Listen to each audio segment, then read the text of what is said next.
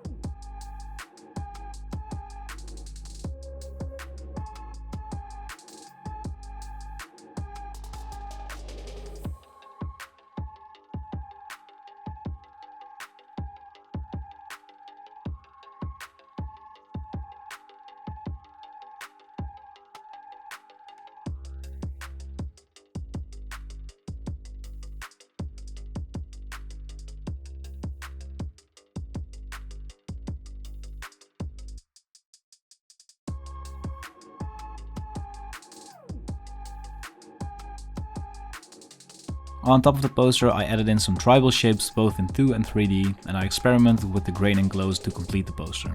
And that was Creatober for you.